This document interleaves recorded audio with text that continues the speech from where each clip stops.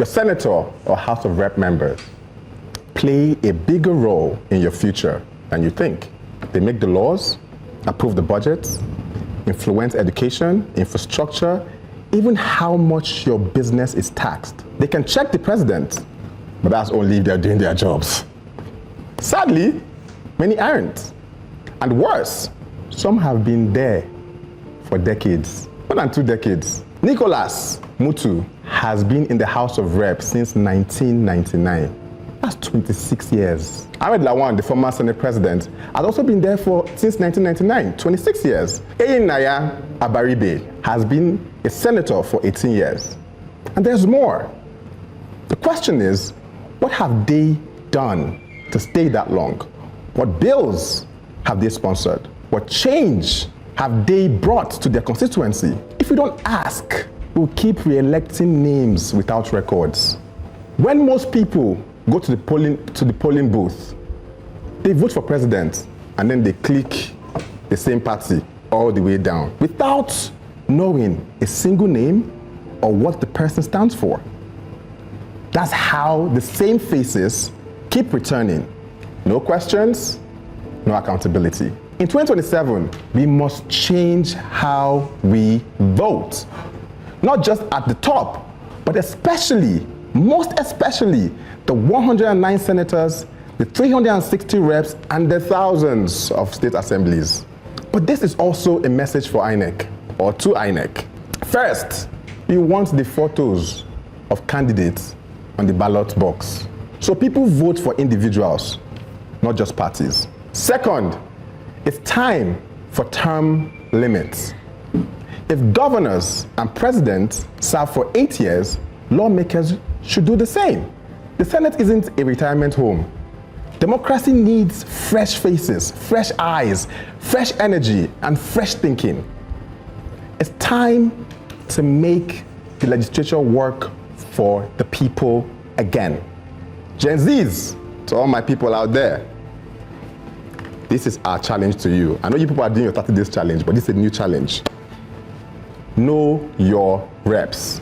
Watch their vote and demand better, because the people you ignore at those ballot boxes are the ones writing the rules that shape your future. Beautiful idea, very beautiful, and I agree with him. It's long overdue.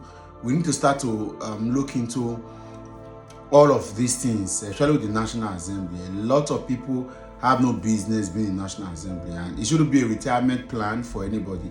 Just imagine, for example, Komodo Shomole, Godswill Akpabio, Serake Dixon, a lot of all these governors that are in the National Assembly, they are already on life pension, 100% life pension from being as governors, and then they are still now in the National Assembly. Some persons, Kazim Shettima is on life pension for being as governor, Bola Ahmed Tinubu is on life pension for being as governor, and then they are still holding public offices.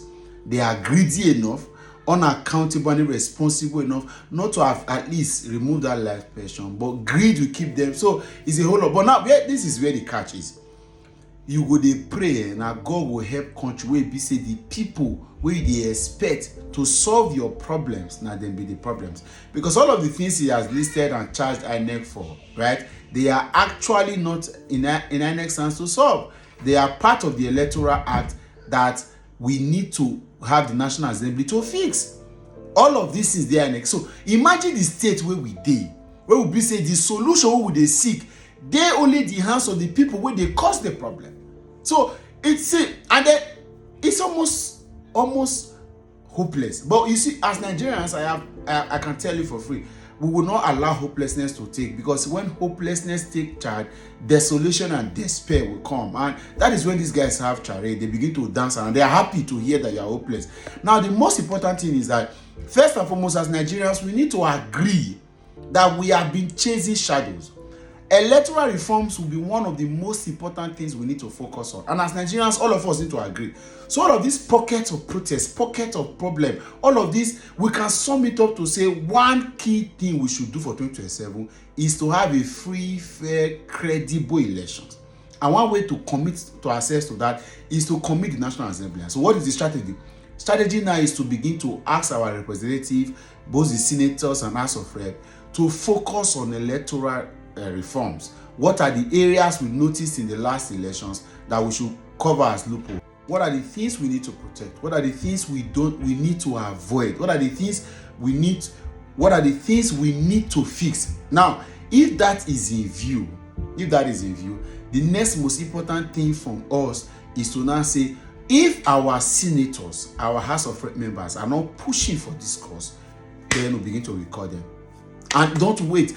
Instead of us going to elect people in 2027 that will go and do that, we still have 2 years to 2027. Anybody not focusing on that, anybody not supporting it, begin to record them. If as a people we agree on this journey to say focus on electoral reforms, institutional balancing, deepening our democracy, as it were, separation of power, rule of law, all of the things, making INEC truly independent, making judiciary to have very limited avenue to use technicalities to knock off electoral. And like I've said, if INEC is truly reformed, our elections are truly reformed, INEC has got a 7-day window in the act establishing them to ensure that they are able to review the elections that they have conducted. Rather than waiting, it now seems like it is the court that determines who wins the election, which is not supposed to be so. That's why it is in some countries, in most countries, civilized countries. INEC can look back at its processes and fix the things. If we have senators or House of Rep members from our constituency that are not focusing on this, that do not believe in this principle, focus on recalling them. Before you know it, in 2027, we will have a document that will charge INEC to have a free, fair, and credible elections. Guess what? If our elections are free, fair, and credible, we have very limited abuse of power moving forward, because the people in power, the political class now knows that the people actually decide. But right now, all of the things you are seeing, what do you think Tinubu is doing? All of them are a game plan to win the next election. The thing that makes you a powerful leader is the fact that you're able to win re-election. That's what makes you a powerful leader in this country. And it's really not about dividends of democracy or governance that you have provided for your people. It's about where you are able to use the quasi-military, all of the political theatrics and shenanigans to get yourself back in power. That is the only thing. Two-term governor, two-term president. That is what Nigerian politicians currently see. And again, like I said, painful that the solution is in the hands of the people that have caused the problem. But we as a people have the bigger solution. Record these guys. When 5 of these guys are back to their homes, the rest of them will sit up. I'll catch you another time. Bye for now.